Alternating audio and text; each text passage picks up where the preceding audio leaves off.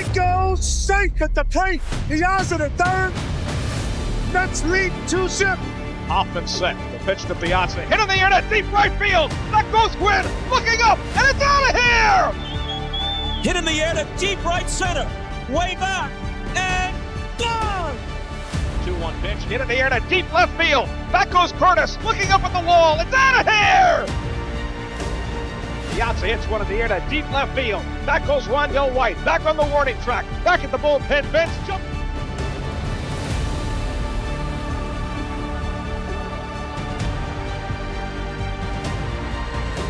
In the unforgiving world of professional baseball, where even the most gifted athletes can vanish into obscurity, Mike Piazza's rise defies every expectation.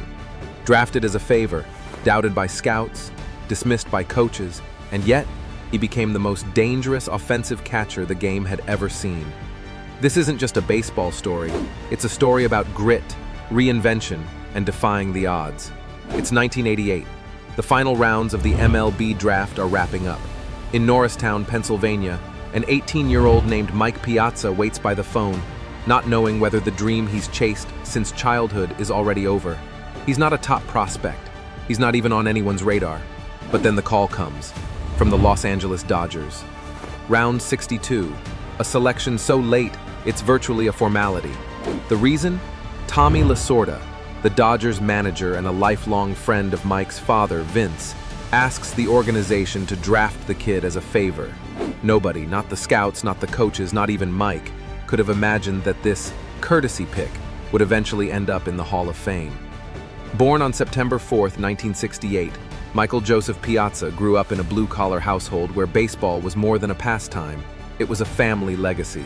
His father, Vince, had once dreamed of the big leagues, but ended up building a successful car dealership instead. That unfulfilled dream didn't die. It was simply passed down. Vince became obsessed with molding his son into the player he never got to be.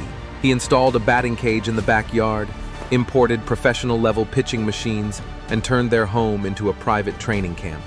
This wasn't about encouragement, it was about obsession. Every swing Mike took came with a lesson. Every miss, a correction. And every day, a promise. If you work harder than anyone else, the world can't ignore you forever. Mike wasn't the kind of athlete that turned heads in high school.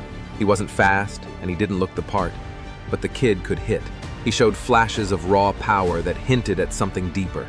Still, colleges weren't calling, and neither were scouts. He was good, but good isn't enough when the world is only looking for great. That's where Lasorda came in. He didn't promise success. He simply offered a chance. A door cracked open just enough for Mike to wedge his foot in. The Dodgers didn't expect much from him. When he arrived at minor league camp, many coaches saw him as dead weight, just another favor pick who'd wash out by next season. But Mike saw something they didn't. He understood that to survive, he had to reinvent himself. He made a bold choice. He would become a catcher. He'd never played the position at a serious level. But he knew there were fewer catchers with power bats and fewer paths to the majors without a unique skill set. The position would test him like nothing else, and that's exactly what he wanted. Catching is hell on the body and brutal on the ego. Mike endured foul balls to the throat, wild pitches to the ribs, and relentless drills that left his legs shaking by sundown. His glove work was raw, his footwork was sloppy, his throws inconsistent, but he kept showing up. Every bruise became a badge, every mistake, a lesson. While his defensive skills developed, his bat turned heads.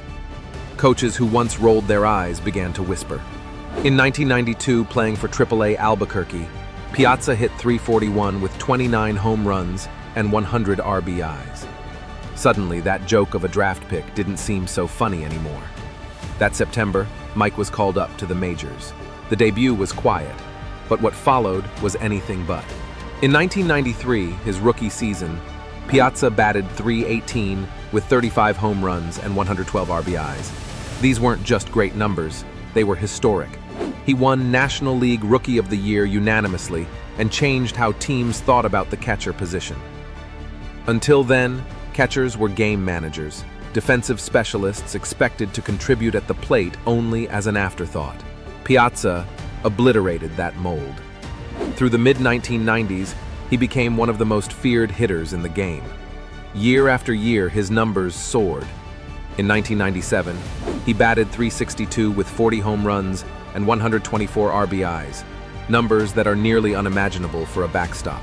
He came within inches of winning a batting title, a feat no catcher had accomplished in over 50 years. But the numbers weren't the full story. Piazza wasn't just great, he was clutch. When games were tight and pressure at its peak, he delivered. His walk-off homers, game-tying bombs, and momentum-shifting at-bats became part of his legend. However, success came with a price. As Piazza's stature grew, so did his contract demands. The Dodgers balked. Negotiations turned sour, and in May of 1998, the unthinkable happened. Los Angeles traded their franchise catcher to the Florida Marlins. It was a gut punch to fans and teammates alike, but the twist didn't end there. After just 5 games in Florida, Piazza was traded again, this time to the New York Mets. New York is unlike any other city in sports. The pressure is heavier, the scrutiny is relentless. But so is the love, if you earn it. Piazza embraced the spotlight, and the city embraced him back. His presence immediately transformed the Mets into contenders.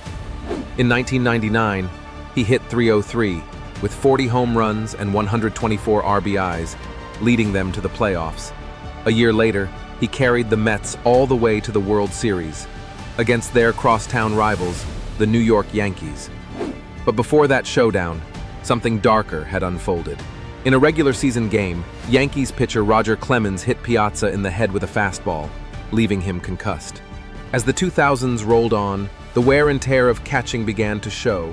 His knees, battered from years behind the plate, began to fail him. His defensive numbers slipped, but his bat remained lethal. And then came a moment that transcended baseball. September 11, 2001.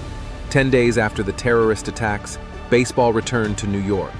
The city was still raw, its people aching for hope.